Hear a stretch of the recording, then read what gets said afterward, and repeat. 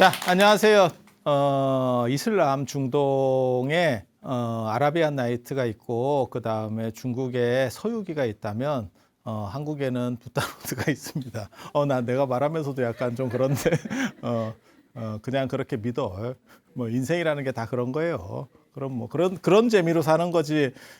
뭔 재미로 살겠어요. 그래서 개인적으로는 사실 가장 안타깝게 생각하는 것 중에 하나가 해초 스님이 왕후천주국전 지을 때 조금 더 세밀하게 써놨으면 이라는 생각들. 그리고 제가 그런 얘기 하는데 삼국 사기보다 어떤 의미에서 삼국유사가 훨씬 더 중요하다. 그러니까 정형화된 틀의 이야기 말고 그 외의 이야기들이라고 하는 게 굉장히 사실은 중요하고, 나중에 시대가 지나면 그것의 영향적 가치들이 훨씬 더 강력합니다. 삼국사기라는 정사도 사실은 그런 거예요. 정사도 규칙적인 글들이 나열되기 때문에 의미가 상대적으로는 적습니다. 물론 연대나 아니면 언제 어떻게 그분이 돌아가셨는지 뭐 이런 거 판단할 때는 훨씬 좋은데, 스토리와 관련해서는 사실 문제가 좀 있고, 그러니까는 약하고 취약하고, 그리고 이 세상에는 합리적인 것만 있는 게 아니에요. 사람이 감정적인 거. 여러분, 우리가 인간이 사는 데 있어서도 가장 중요한 것 중에 하나가 사실은 감정이거든요. 그러니까 이성적으로만 보면 여러분 자녀는 천재가 아닐 수도 있습니다. 이성적으로만 보면. 그리고 여러분 바깥 분들은 다 그냥 보통 사람일 수 있어요. 하지만 감정적으로 보면 여러분 자녀분이 어떻게 보면 천재일 수도 있는 거죠. 그렇게. 그래서 판단, 인간의 판단이라고 하는 것은 어떤 의미에서는 합리성보다 감정적인 부분, 그러니까 그걸 주정적인 부분이라고 하는데, 그 부분이 더 많이 작동을 해요. 그래서 몸이 건조한 것보다, 합리적 이성적인 것보다도 이런 신의적인 이야기들이 삶의 깊이하고 행복을 주는 데 있어서는 더 큰 의미 부여가 될 수 있다, 이런 생각을 합니다. 그리고 지금 오늘 할 부분은 계속 제가 기편을 하고 있어요. 이제 삼국유사가 두 번째가 기거든요. 그래서 왕력 다음에 기. 그래서 기편을 하는데 갑자기 뜬금없이 5권 지금 신주편 얘기가 잠깐 나옵니다. 그거는 명랑스님 얘기를 묶어서 그냥 명랑스님에 대해서도 역사적인 부분이 앞부분에서 한번 나오고, 문무왕 번민 때, 문무왕 때 한번 나오고, 그 다음에 당신과 관련된 이야기가 또 뒤에 한번 또 나와요. 그리고 명랑은 신이승이기 때문에, 그러니까는 이런 이적을 일으켜 손동작을 해가지고 다 이러면 또 뭐 이게 이적이 일어나. 그래서 그런 쪽에 특화된 분이기 때문에 신주편에 들어가 있어요. 신주편 딱 들어가도 뭔가 영험해 보일 것 같지 않아요? 그래서 그쪽에 들어가 있습니다. 그래서 같이 묶어서 설명하기가 좀 편하니까, 이해하기가 편하니까, 그래서 같이 하는 거예요. 지난 시간에 잠깐 말씀을 드렸는데, 법승랑이라고, 무린공 아들입니다. 무린공 딸입니다. 무린공 딸이고, 그 다음에 아들은 누구냐? 아들은 자장스님입니다. 자장스님. 그래서 무린공이라고 하는 분이 굉장히 지위가 높았던, 여러 번 언급이 나와요. 그런 걸로 봐서 지위가 높았던 분이었고, 그리고 그 딸이 이제 법승랑, 법궤랑 뭐 이렇게도 나오는데 글자가 좀 차이가 있어서, 그래서 법승랑의 아들이 셋인데 국교, 의안, 명랑이에요. 세 분 다 출가합니다. 이게 굉장히 재밌거든요. 굉장히 재밌어. 딸이 3명의 아들을 낳는데, 뭐 그럴 수 있지. 그건 뭐 별거 대단한 건 아니잖아요. 여러분도 할 수 있었지. 하지만 안 한 분도 있을 거고, 그걸 능가한 법승랑을 능가한 분도 있을 거고, 살다 보면 뭐 그런 분들이 뭐 예전에 3명이면 그렇게 많은 건 아닙니다. 그런데 아들 셋을 전부 다 출가시켜서 다 대덕이 되고, 이렇게. 야, 진짜 재밌지 않아? 유교적인 생각이 그렇게 많지 않았구나. 대를 이어야 된다는 생각이 별로 없었구나. 그러니까 한 집안에 아들이 많으니까 한 명을 출가시켜요 라고 하는 정도가 아니고, 올 출가를 지금 하고 있잖아요. 올 출가를 하잖아요. 그 다음에 저 무린공 아들이 자장스님인데 유일한 독자입니다. 독자. 그러니까는 외아들.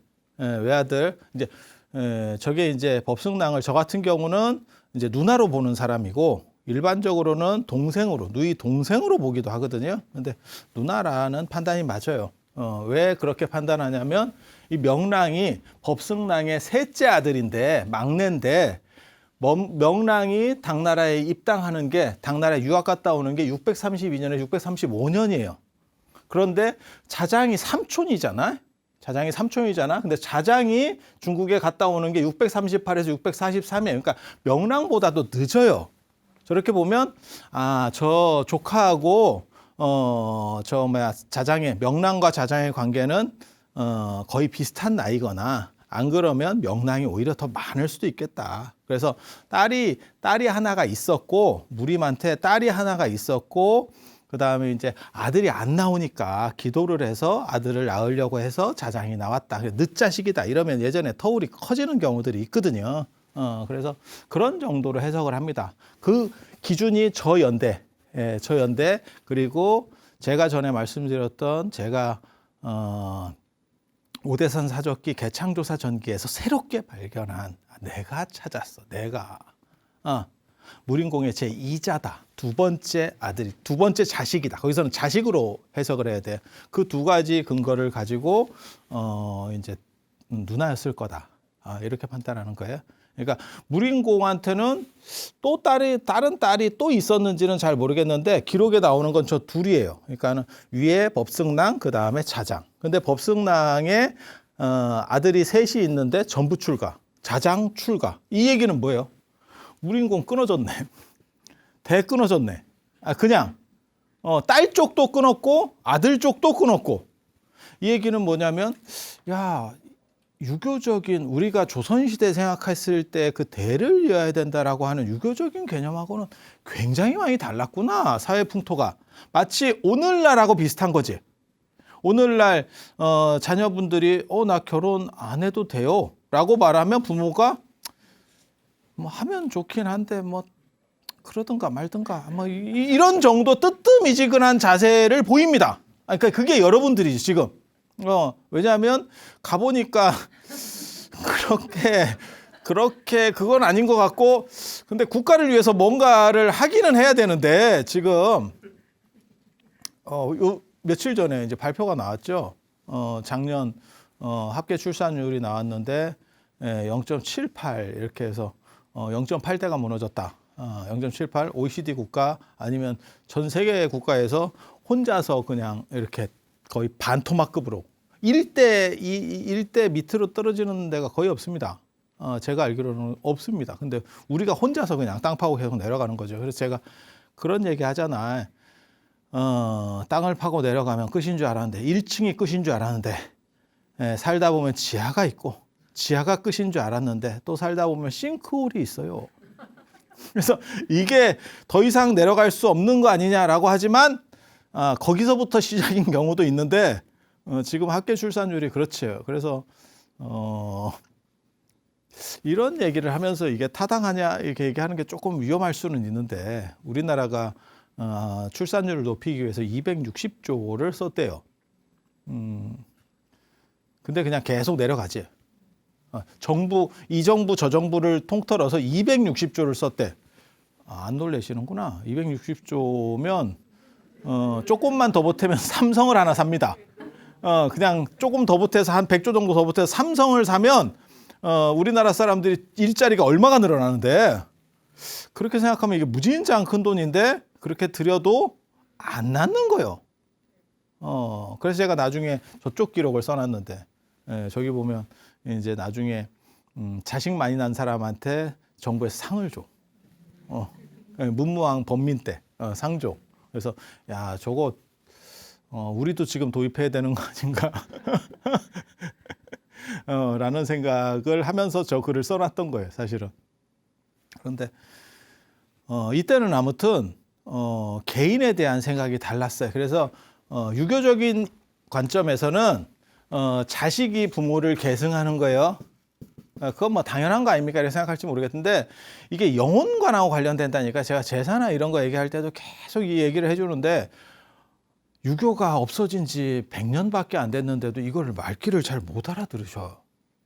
특이하게도. 근데 봐봐. 이거 별로 어렵지 않습니다. 불교는 이해하기가 쉬워. 불교는 어떤 거냐면 영혼이 사람이 죽으면 영혼이 따로 이렇게 독립해서 튀어나가는 거예요. 그리고 또 다른 데 당신 인연이 맞는 곳에 또 들어가 가지고 다시 시작을 하는 거야. 그러니까 조상으로부터 내려온 이 부모라는 흐름이 있고 나라는 흐름은 이렇게 가는 거죠. 그래서 이게 개인성이라는 게 존재하게 되는 거예요. 집단성 말고 개인성, 집안 말고. 그래서 부처님께서도 뭐라고 말씀하시냐면 나의 죽음 뒤에 나를 따라가는 것은 실제로는 엇밖에 없. 나의 행위들, 그것이 나를 따라간다. 마치 형체의 그림자가 따르듯이 이렇게 얘기를 하거든요. 근데 유교는 이렇게 생각하지 않아요. 유교는 이렇게 생각하지 않아. 이 개인성이 존재하지 않아요. 이 개인성이라는 것이 존재하지 않아. 그냥 이 집단성만 존재하는 거예요. 그래서 제가 그렇게 얘기했잖아요. 예전에도 그렇게 말씀드렸거든요. 마치 나무 생각하면 된다. 나무 생각하면 된다. 그 나무들이 일반 나무 말고 맹그로 나무 같은 거.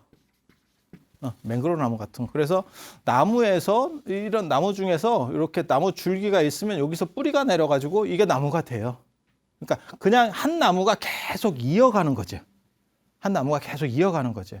그래서 전에도 그런 말씀을 드렸었는데 마치 개나리를 꺾어서 놓으면 그게 그 앞에 개체가 죽어도 그 꼿꼿이한 것을 심어 놓으면 계속 나무가 자라나는 거죠. 그런 식으로 해서 이어져 가는 거예요.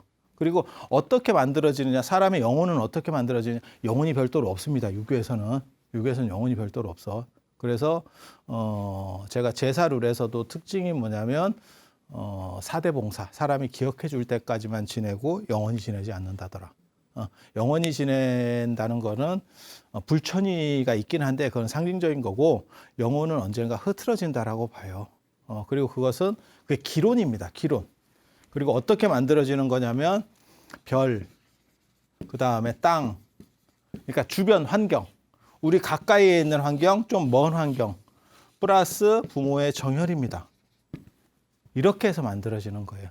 그래서 고향에 최적화되어 있기 때문에 여기서 그냥 만들어지는 거예요. 제품이. 어디까지? 영혼까지. 영혼까지 다 만들어지는 거예요. 그래서 그중에서 핵심이 부모이기 때문에 부모에게 자식의 소유권이 있다라고 유교에서는 생각을 하는 거고, 그래서 부모가 자식을 죽이려고 해도 그게 예전에는 범죄가 안 됐던 적이 있어요. 순임금의 아버지인 고수가 순임금을 죽이려고 했을 때 2번이나 죽이려고 했지만 그것은 범죄 형성이 안 됐습니다. 그런 이유는 뭐냐면 내 거라는 생각이 있어. 내가 만든 내 거야. 이건 내 거야. 이건 내 거 아니야. 이건 내 거야.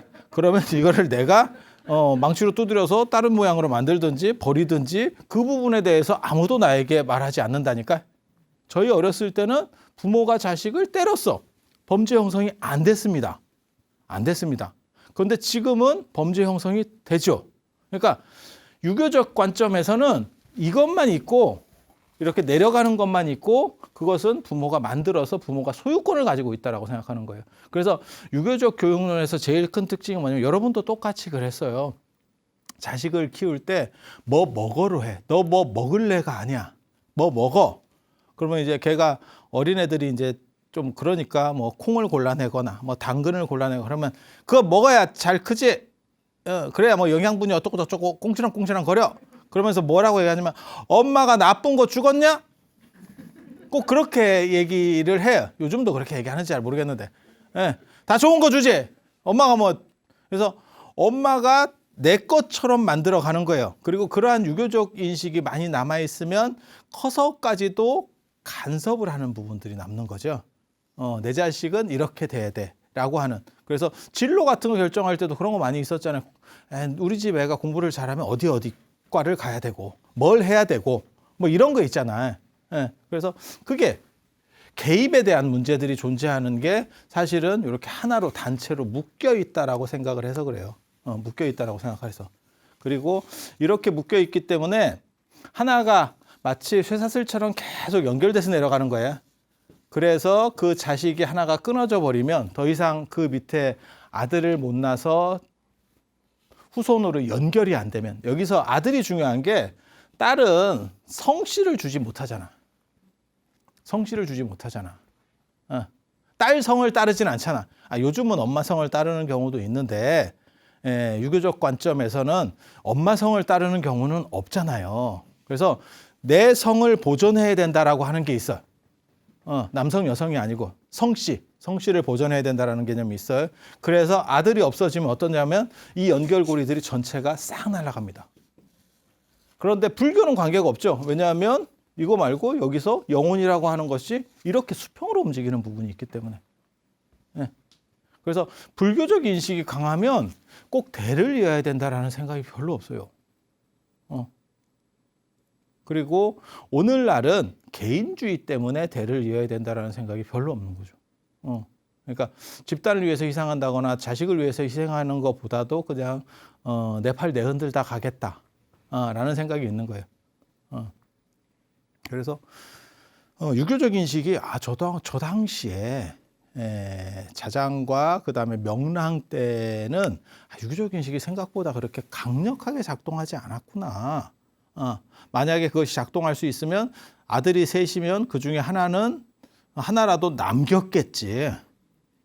그런데 그냥 다 출가하고, 그리고 그렇게 출가하는 과정에서 이제 셋째가 제일 잘 됐죠.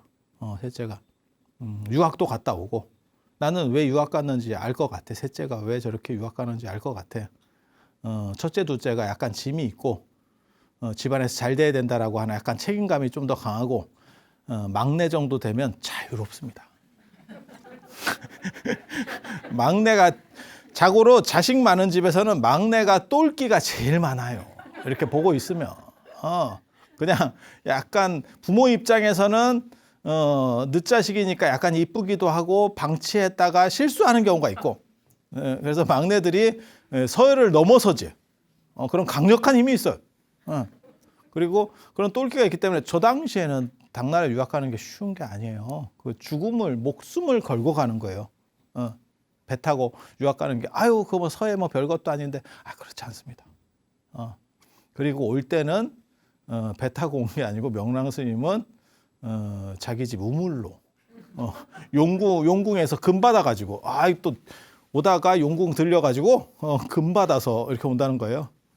금 1000근을 받아서 이거 뭐 득템 이러면서 오는 거죠. 되게 재밌어. 그러니까 갈 때는 좀 찌리하게 갔다가 올 때는 이게 또 왔는데, 근데 문제는 배를 타고 왔어야 누가 환영 인파가 나오지. 집안에 우물로 이렇게 나와버리면 왔는지를 모르잖아. 그래서 쓰여지지를 못한 거예요. 그거는 김춘추랑 자장이 충돌하는 과정에서 김춘추, 김유신계하고 김유신계가 자장과 충돌하는 과정에서 자장계가 무너지거든요. 자장계가 이건 나중에 한 번 더 얘기를 해드릴게요. 자장 관련된 이야기가 나오는 탑상편에서 한 번 더 얘기를 해드릴게요. 탑상편이나 그런 쪽 가면 또 얘기가 나옵니다. 그래서 자장 정률이나 이런 데 나와요. 태산 오만진신이나 이런 데서. 그래서 그때 한 번 더 얘기를 해드리고, 아무튼 김유신 계열과 충돌하는 과정에서 자장이 무너져요. 그래서 동북 쪽에 지금 평창 오대산 그쪽으로 옮겨가게 되는 거고, 거기를 예전에는 하슬라라고 했습니다. 하슬라. 후대에는 명주. 그렇게 해서 무너지게 되고 자장과 관련된 사람도 기용이 안 되는 거예요. 그러다가 사천왕사에서 드디어 이제 당나라가 나당 전쟁 과정에서 서쪽으로 서해를 통해서 배를 이렇게 띄워서 신라를 공격하니까 이제 적이든 뭐든 그건 일단 단합하고 살아야 될 거 아니에요. 일단 안쪽은 단합시켜야 될 거 아니에요. 외부에 더 센 적이 생겼는데 그렇게 해서 명랑이 등장을 하게 되는 거고, 그게 이제 지난번에 말씀드렸던 문두루비법. 그래서 12명의 유가승들과 더불어서 사천왕사에서 문두루비법을 해서 두 차례에 걸친 당의 서해 침공을 격퇴시켰다. 이 문두루비법만 하면 아무튼 바람을 일으키면서 태풍을 일으키면서 배를 잠기게 합니다. 굉장히 재밌는 이야기예요. 굉장히 재밌는 거야. 왜? 이 얘기가 훨씬 뒤에까지도 흘러갔던 것 같아.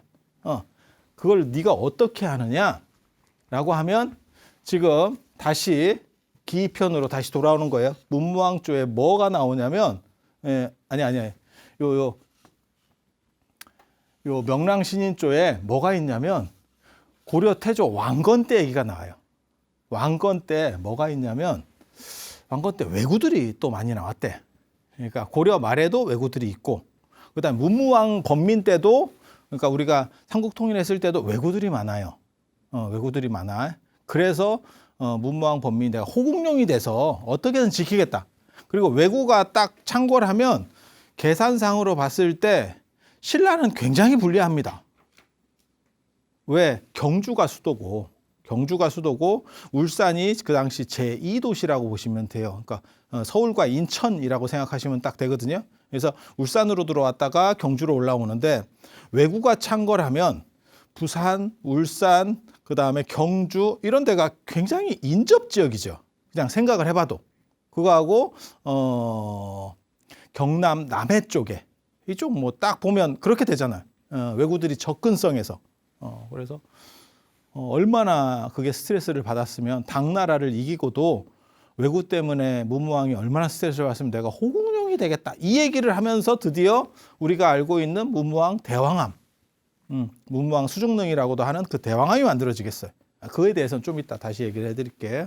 그리고 고려 말에도 왜구 때문에 굉장히 스트레스를 받거든요. 그때 이제 일어나는 어떻게 보면 군벌 세력이 최영과 이성계입니다.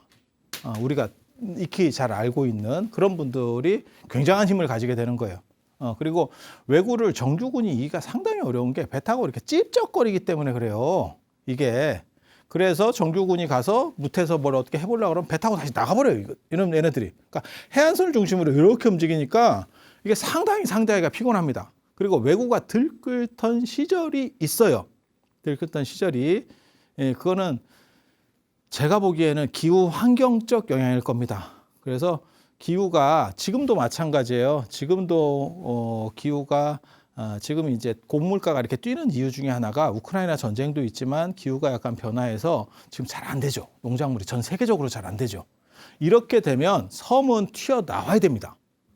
섬은 자원을 옆에서 땡겨 올 수 없기 때문에 결국 튀어나와야 돼요. 그래서 얼마나 스트레스를 받았으면 나중에 아시잖아요. 그 태종 이방원 때 이종무의 대마도 정벌.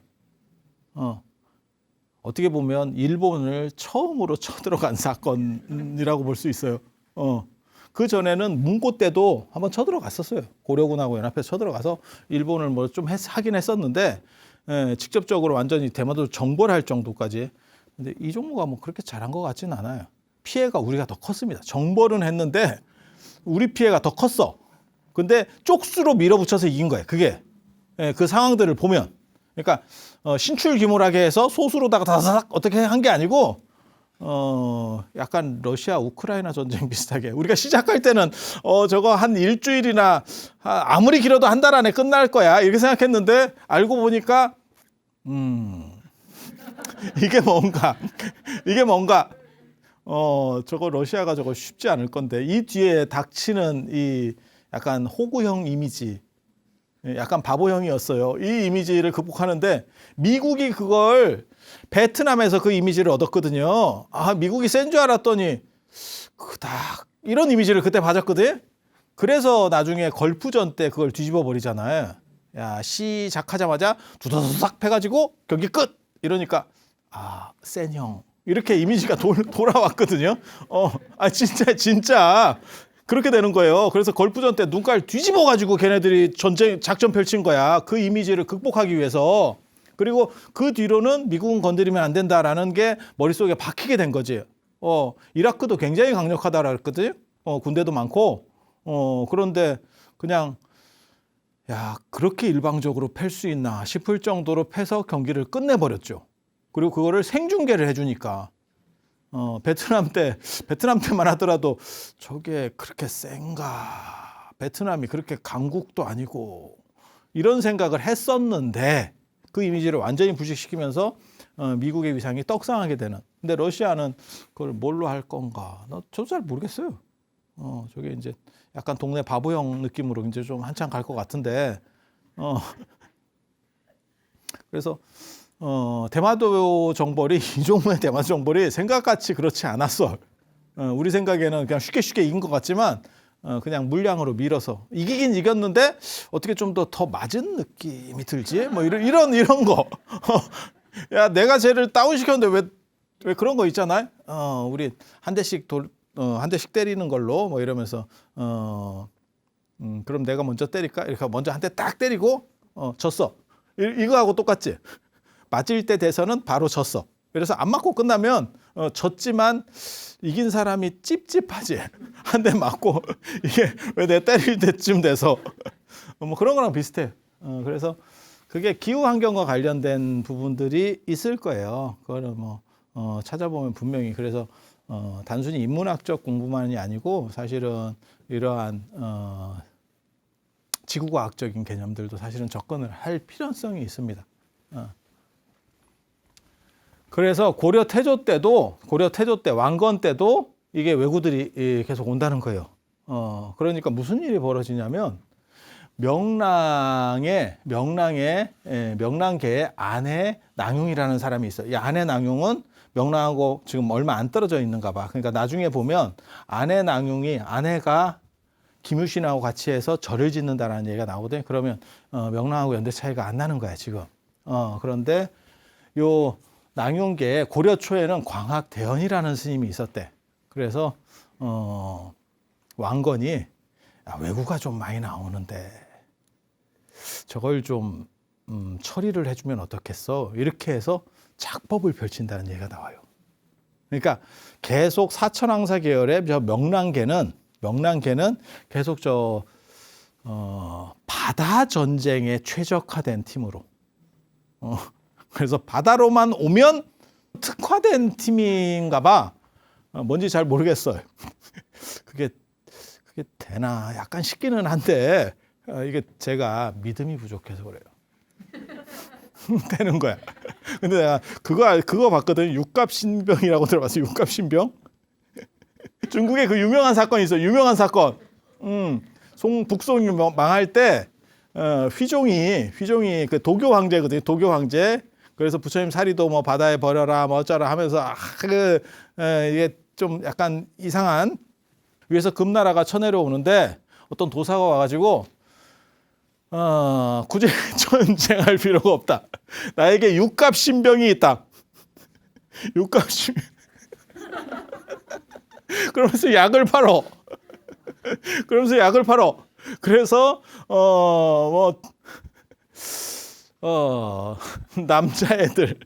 남자애들로 군인을 만드는 게 아니야. 그냥 그런 애들을 이렇게 60갑자에 맞춰서 사람들을 배치를 해가지고 걔네가 나가면 하느님이 도와줘서 승리한대. 뭐하고 똑같은 거냐면 이스라엘 뭐 10개로 여리고 성벽을 돌아요. 비슷한 거야.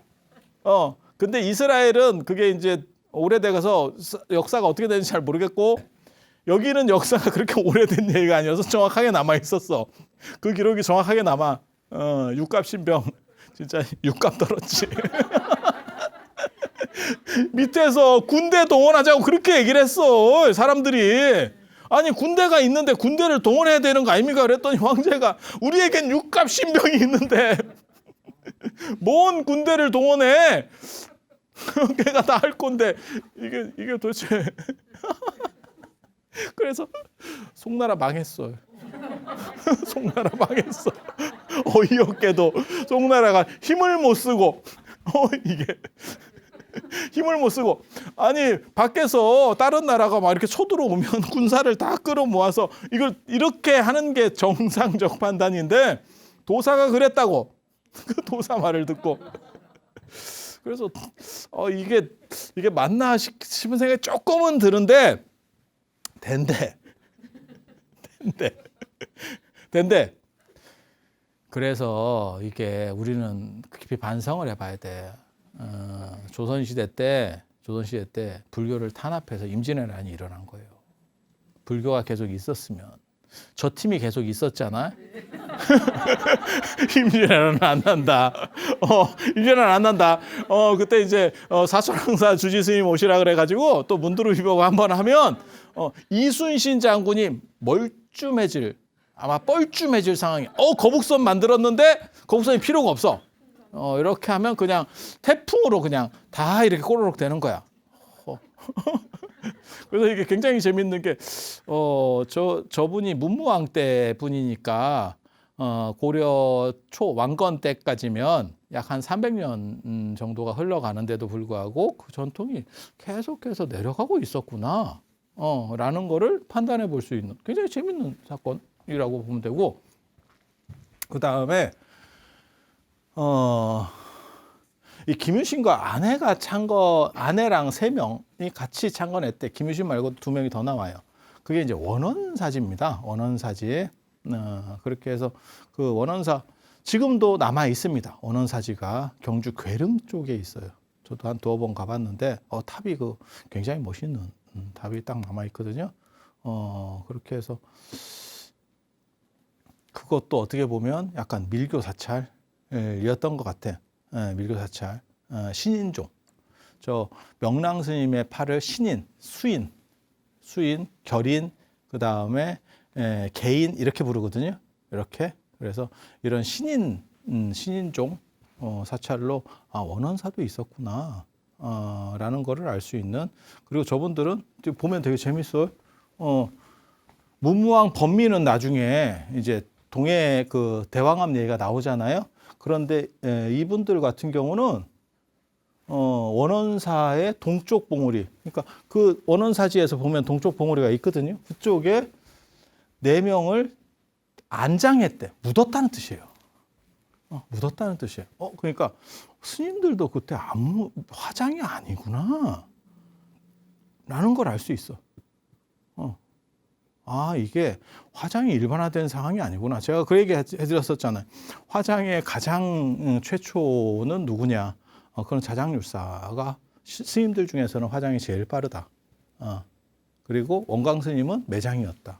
그리고 고려 초까지도 매장입니다. 부도 밑에를 파면 관이 나온다니까. 유적에 관이 나온다니까. 그래서 매장을 했었고, 그러니까 장례가 쉽게 바뀌는 게 아니에요. 그냥 자연적으로 놔두면 지금은 국가에서 계속 밀어붙이니까 이렇게 바뀌게 되는 거고, 원래는 잘 안 바뀌어요. 제일 끝까지 안 바뀌는 게, 그래서 묘제를 보고 문화가 어디까지 같은 문화권인지를 우리가 판단한다고요. 그래서 거기가 4명의 스님들이 모셔져 있기 때문에 사령산이라고 하고, 거기에 조사함, 그쪽에 무슨 큰 바위가 있었는가 봐. 그거를 조사의 바위라고 불렀다, 라고 하는 게 있어요. 근데 저 원원사지 상당히 뭔가 있어 보입니다. 그거 가보시면, 근데 가기가 조금 힘들어. 거기 경주에서 울산 가는 그 국도에서 좀 안으로 들어가야 되긴 하는데, 근데 절은 굉장히 약간 고즈넉하고 뭔가 있어 보여요. 탑이 2개가 아주 대단한 탑이 있는데, 기회 되면 한번 참배를. 그런 스토리가 있는 데고, 그리고 지금 이제 출산과 관련해서 얘기하면 이게 이제 660, 이게 엄청나게 중요한 기록이라고 생각하기 때문에 삼국유사에도 써놓은 거예요. 삼국사기에만 저런 게 있는 게 아니고, 그러니까 예전에는 다산을 하면 굉장히 좋은 일이라고 생각했어요. 그래서 이렇게 보면 뭐라고 나오냐면, 근데 하필 다 여종이다, 이게? 666년에 문무왕 때예요, 둘 다. 여종인데 세 아들을 낳았다. 그리고 여기는 딸 하나, 세 아들. 이게 다 쌍둥이라는 뜻입니다. 그러니까 이거는 아들 세 쌍둥이. 이거는 아들, 딸 섞어서 4쌍둥이. 쉽지는 않죠. 자연적으로는. 요즘은 뭐 이게 이렇게 저렇게 하다 보니까 쌍둥이가 지천이 됐는데, 왜냐면 우리나라는 20대 애를 안 낳으니까, 처음으로 애를 낳는 평균 나이가 33인가 뭐 이쯤 된다 하더라고요. 그러니까 정상적으로 낳기는 그렇게 만만한 나이는 아니지. 예전 같으면 여러분이 시집 가셨을 때만 하더라도 여러분은 뭐 20대 중반쯤에 안 낳겠어요? 왜? 10대에 낳았어요? 10대에 낳았으면 굉장히 대단한 건데? 그거 아주 놀라운 건데? 그래서 이렇게 터울들을 보면 되게 재밌죠. 연세 드신 분들 같은 경우는 아들하고 엄마하고 차이가 그렇게 별로 안 나죠. 이렇게 진짜 연세 많으신 분들, 80, 90 이렇게 올라가시는 분들 이렇게 보면, 그러니까 일찍 결혼하셨던 때고 점점 이게 이렇게 쭉 벌어지기 시작하죠. 그러니까 예전에는 증손자 운 좋으면 진짜 빨리빨리 댕겨가지고 빨리빨리 이렇게 연속으로 뛰면 착착착 나면 고손자도 볼 수 있는 아니, 계산을 해보면 돼. 근데 지금은 안 되죠. 가기만 해도 다행이야. 안 가는데 뭐. 그래서 제가 그런 얘기 하는데 예전에는 애가 초등학교 다닐 정도의 그 나이에 애를 낳아서 초등학교 다닐 정도의 나이에 요즘은 시집을 가고 있고 그리고 실제로 철이 없어요. 철이 없어. 그래서 어른들은 뭐라 그러냐면 이제 뭐 옛날보다 한 15년이나 20년 더 낮춰봐야 되는 거 아니냐 뭐 이런 그런 얘기하는 사람들은 다 나이 먹은 사람들. 그리고 뭐 옛날보다 젊어 보여. 아니에요. 그냥 그 나이로 보여요. 젊어 보이진 않아요. 좀 덜 작은 것뿐이지 딱 그 나이로 보여요.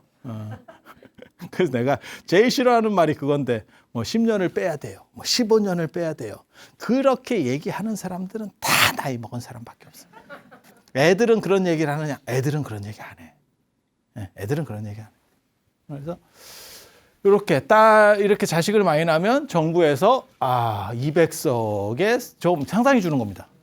그 당시 집값이나 이런 걸 계산해 보면 상당히 주는 겁니다. 그러니까 포상을 하는 거죠. 포상을 하는 거죠. 애 많이 낳아서 포상. 지금도 저런 정책이 이루어져야 되는 거 아닌가. 뭐 방법이 없지. 누구 말 맞다나 집이라도 한 채 줘야 되는 거 아닌가 싶고 저렇게 나면. 그래서 저도 놀라워. 이런 유교 얘기하다 보면 굉장히 놀라운 게 뭐냐면 불과 유교가 100년 전으로 돌리면 막말로 얘기해서 유교가 90몇 프로가 유교인데 어떻게 사람들이 이렇게까지 잊을 수가 있지? 라는 생각을 하는 거예요. 그러니까 저는 어떻게 보면 유교의 마지막 세대를 배운 사람 중에 하나일 거예요. 그거는 우리 할아버님이 좀 훈장 출신이고 뭐 이래서 어렸을 때부터 좀 쓸데없는 얘기를 좀 많이 들었고 지금 생각해 보면 사는데 큰 도움이 안 되지만 그 당시 사람들에게는 뭔가 있었을 것 같은 뭐 이런 거를 좀 들었었고 그리고 커서도 제가 그런 철학이나 이런 걸 하다 보니까 동양 철학을 하다 보니까 유교를 계속해서 하게 됐고 그리고 유교 과목도 제가 오래 가르쳤죠. 그래서 어느 정도 이상은 대학에서 그걸 계속 하다 보니까 내가 성대에 했었잖아. 성대에서 석박사를 했잖아. 그게 유학 동양학부거든. 저는 동양철학과였지만 유학 동양학부예요. 그게 학부 자체가. 그래서 같이 있어. 그러다 보니까 계속 그런 사람들하고 뭔가를 해야 되는 상황이 됐었던 거고. 그리고 수업도 그쪽 비중이 훨씬 많습니다. 그러다 보니까 제가 얘기했잖아. 유교 지능장학금도 탄 사람이라고. 그래서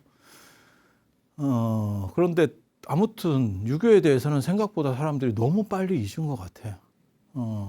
그래서 조금 안타까운 생각도 들고 그리고 너무 이렇게 과거를 잊는 사람에게 미래가 행복한 미래가 존재할 수 있을까에 대해서도 한번 그러니까 나는 유교는 아니지만 전통이라고 하는 부분에 있어서 조금 안타까운 생각도 듭니다. 그런데 몇 가지만 분별해 볼 수 있으면 어렵진 않아요. 옛날 사람들이 뭔 대단한 어려운 생각을 했겠어.